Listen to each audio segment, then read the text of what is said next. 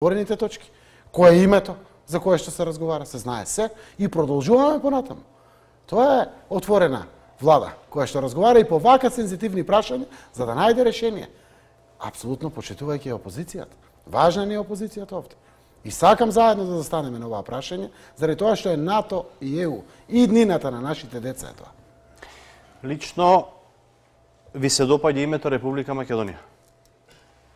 Предлогот со додавката и Линденска за севкупна употреба на вас е неприфатливо.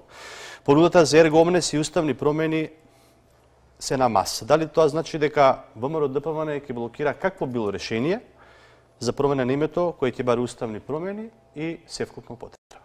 ВМРО-ДПМН својот став по тоа прашање го има кажано многу пати во минатото. Го сообштив и веднаш после лидерската седба на таа пресконференција дека ВМРО-ДПМН не може да поддржи промена на устава со цел промена на уставно име. Просто немаме мандат од граѓаните, нити ВМРО-ДПМН, нити Социјалдемократскиот сојуз тоа да го направат. Господинот Зоран Заев излагаше на телевизија, на национален медиум, каде што јавно пред граѓаните на Република Македонија кажуваше дека нема да преговара за промена на уставното име на Република Македонија. На еден од националните медиуми. Господинот Заев за германски Шпигел ќе каже нема да го барам решението во промена на уставот. Господинот Заев денеска тука ќе каже дека го спасил достоинството. Како го спасил? Не сте го спасиле, господине Заев. Вие, Зоране, сте го урнисале целокупниот процес на преговори, некој што со години го создавал. Видете, прашете, имате кого да консултирате, имате луѓе искусни во овој процес во вашата партија. Прашете ја поранешната министерка за надворешни работи, ќе ви каже што значи преговарање и што значи процес на преговорење преговори. Не се водат преговори екзибиционистички, господине Заев. Сега вие знаете што направивте? Вие преговарачката позиција на Македонија од овде ја подкренавте овде. И никогаш веќе таа нема да се спушти овде. Ниту една генерација политичари не може веќе да тргне од овдека. Сега ќе ве прашам кога ќе менувате изјавата за некој месец за некој друго решение. И тогаш претпоставувам ќе седнеме овдека и тогаш претпоставувам ќе кажувате заштитивте ова, заштитивте она. Знаете ли кој е најголем капитал, господин Заев, за една држава? Народот. Вие го поценивте народот. Народот сам ќе изгради оваа држава како што е изградил до сега. Процесот преговори со Европската унија и процесот на интегрирање во НАТО алијансата е паралелен со ова. Народот сам ќе се изгради. Само на народот му требаат честни политичари кои што ќе ја водат целокупната обнова на македонската држава.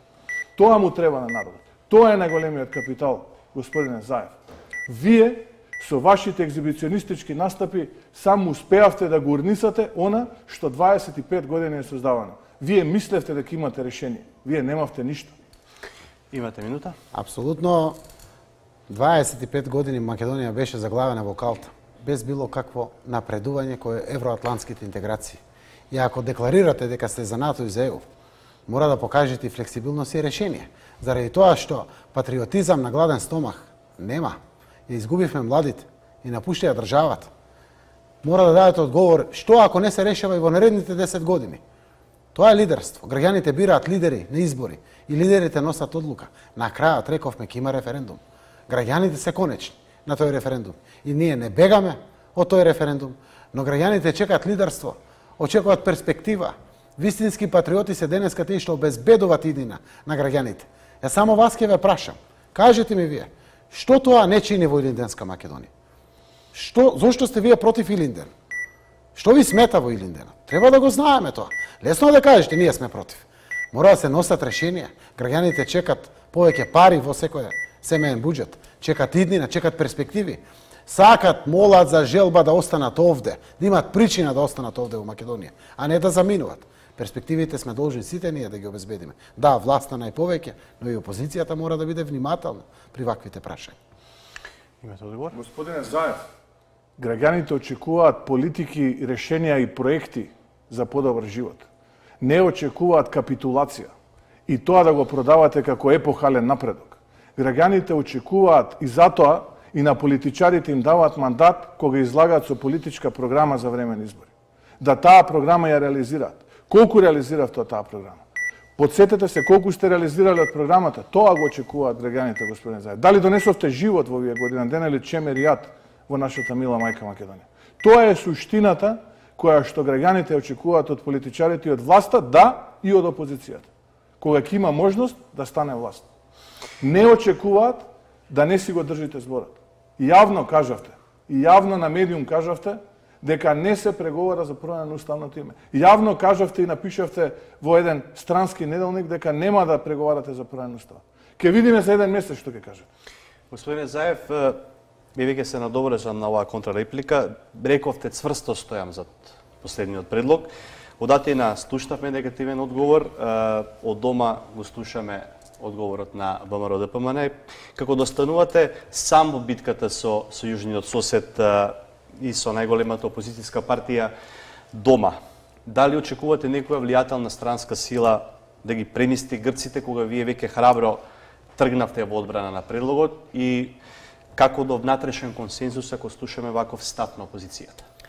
Значи, ова е веројатно можеби став на Христијан Мицковски, на дел од раководството на ВМРО-ДПМН. Јас верувам дека треба да се обидеме, заради тоа што решението е достоинствено. И продолжуваме и на разговорите во Њујорк, помеѓу двајцата министри, да се обидуваме до крај додека можеме да се обидуваме. Ние сме конструктивни. Сакаме да изнајдеме решение, кое што прво ќе биде честно, достоинствено и ќе го заштити нашиот идентитет, при тоа ќе има шанса да помине во Грција, само тогаш е можно решение. Затоа што после 25 години немаме подобра шанса во целиот овој изминат период, ниту пак во периодот што ќе доаѓа. Следните 10 години ако ги изгубиме, ќе биде уште потешко за преговарање и уште со помали шанси за преговарање. Сега сме блиску. И јас повикувам на сериозност и на трезвеност на политичарите во Македонија. Јас сум подготвен да ја понесам мојата одговорност на носењето на одлуките. На крајот рековме, сериозно е прашањето. Граѓаните одлучуваат на референдум. И секако при ваквата креативност која што испорачуваме, сакаме да најдеме решение кое што прифатливо за двете страни. Од Изаев и Алексис Ципрас може да си подадат рака. Институциите на крајот носат одлука, кај нас и граѓаните носат одлука. Значи, ние сме заштитени од секоја страна, но и тие граѓани сакаат да ги слушат ставовите на своите лидери во Македонија, од сите политички партии, за да може да носат одлука. И апсолутно прашањето е да решавате проблеми, не да ги повторно затрупувате под тепихот. Мора да ги решаваме проблемите, мора да чекориме напред. Ние можевме да преживееме и без да преговараме и разговараме за ова прашање. Но гледаме што се случува во Македонија. Македонија се повеќе се оддалечуваше од Европската унија и НАТО. Ние се раскаравме со сите околу нас. Ние имавме мал милион фрустрации во нашето општество. Веројатно и политичките кризи се случуваа поради тоа. Ние мораме на Македонија да отвориме перспективи. Македонија има потреба од лидерство. Има потреба од внимателни политичари кои што ќе водат грижа за нашите чувства дома, но преку тоа ќе изнаоѓаат решенија. Многу е лесно да бидете за се против. Тај да видиме кое е решението, да го понудиме решението. И ние зборуваме денеска отворено за ваквите решенија, дури и повикуваме. Сакаме и со Грција да се договориме, сакаме и со опозиција да заговориме. Но на крајот тоа што сакаме, нашиот народ да го прифати. Веројатно убаво и грчкиот народ да го прифати. Да, сега да видиме каква е реалноста. Имавме предлог кој што веднаш го одбија грците и гледаме го одбиваат во континуитет. Бара министерот мудрост и трпение, како беше. Еве, да му го пуштиме целокупното трпение и мудрост од Македонија на министерот, но за жал нема да биде така како што се замислува. Реалноста е поинака. Знаете, ако ги загрозите еднашка преговарачките позиции, логично е спротивната страна да очекува нон-стоп вие да ги загрозувате. Токму тоа е мудроста и трпението во еден преговарачки процес. Требаше да ги бараме пред 6 месеци. Не сега, доцна е сега. Доцна е сега. Предлогот е одбиен и од овој момент па натаму преговорите ќе се водат за некои други предлози, како што впрочем каже и министерот на Грција Коцијас, за сосема поразлични предлози од тој кој што нашата влада така екзибиционистички го прифати. Господин Заев излезе на пресконференција и повика да го следа, знаеме како заврши потоа. Знаете, ако еднаш ќе излажете, втор пат излажете, како ќе ви верува трет пат? Имате одговор? 30 секунди? Да. Транспарентно ги водам постапките и лидерски онака како што граѓаните бараат решение. И ќе продолжам да ги водам во тој правец. Зборувам за се.